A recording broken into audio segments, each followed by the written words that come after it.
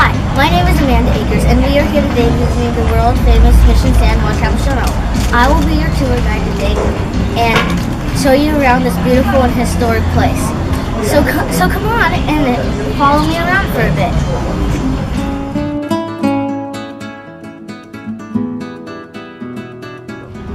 The Mission San Juan Capistrano was founded by Father Lawson on October 30th, 1775. And was part of the El Camino Real, which means the Royal Road in English. Out of all 21 missions in California, it was considered to be the jewel of the missions, because at the time no other church compared in size or beauty on the west coast of California. Father Lawson originally came over from Spain with a handful of soldiers and with the help of the local California Indians. Built the mission San Juan Capistrano. Like the other missions, the purpose of San Juan Capistrano was to spread Christianity and was Spain's attempt to colonize the Pacific coast. Trying to convert the California Indians to Catholics would be no easy task, as they found out.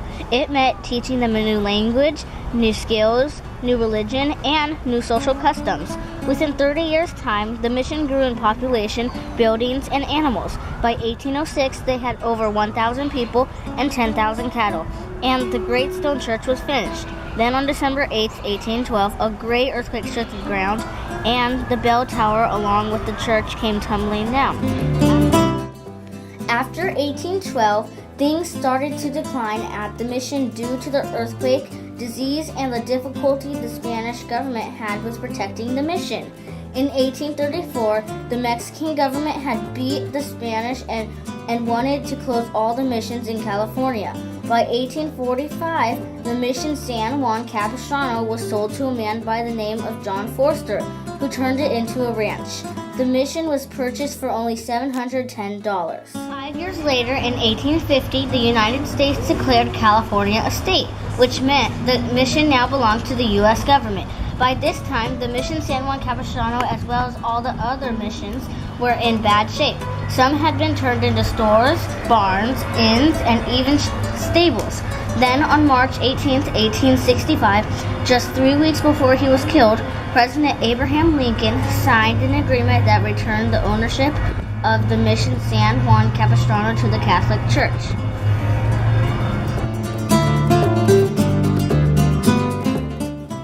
The mission San Juan Capistrano was built with the help of the California Native Americans. This tribe is known today as the Juanino Band of Mission Indians. They were a nomadic tribe, which means they would move around from place to place following the animals and herds. The men would fish and hunt, while the women collected fruit, roots, wild plants, acorns, and berries to feed their families. Once an area had become overused, they would burn the village down and relocate to another place.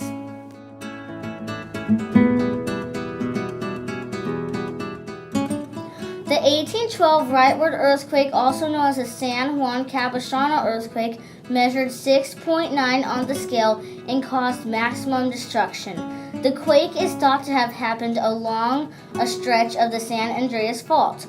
On the morning of December 8, 1812, during morning mass, the shaking started. The doors to the church were immediately twisted in such a way that they were pinned shut, trapping everyone inside. The church bell tower then fell onto the church, bringing the roof down and the 2 young boys who were in the tower with it. A total of 40 people were killed in the church when the roof came down. Most of them were Native Americans. After the shaking stopped, the church was destroyed and it was never rebuilt.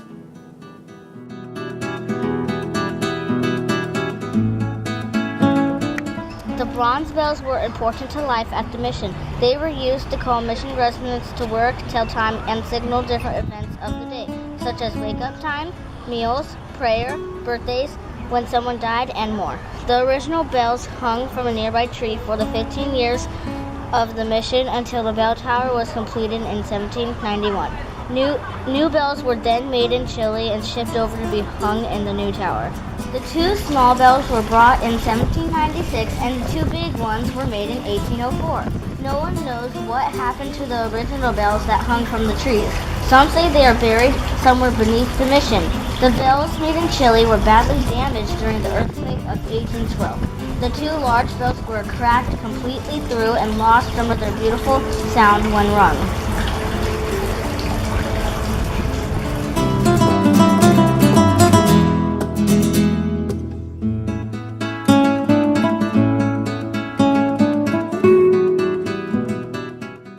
In 2000, the bells were taken down and recast. Then, in 2001, new bells were hoisted up and put in place. The old bells are now on display at the mission.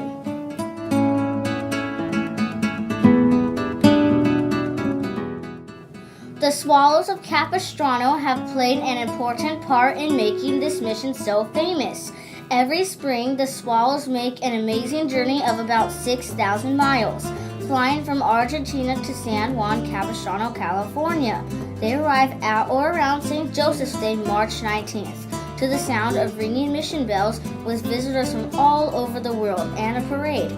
Known as the American cliff swallow, the birds arrive and begin rebuilding their mud nests, which cling to the ruins of the great stone church, where they feel well protected within its walls. They spend their spring and summers in the American Southwest, and then, starting at or around October 23rd, fly back to warmer climates. The city of San Juan Capistrano takes their swallows very serious since of the number of them has declined over the past several years. It is against the law to destroy their mud nests, and citizens are encouraged to let them build their nests under the roofs of houses.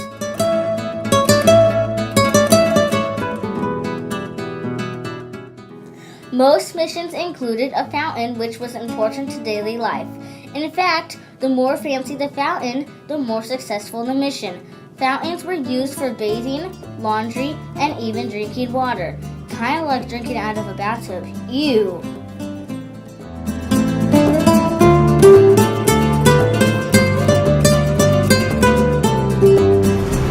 Starting from 1870 and continuing to this day, people who share a passion for the mission San Juan Capistrano and the other missions give their time and money to help preserve this timeless and historic place. So thank you for following me on my journey. Thank you. Bye.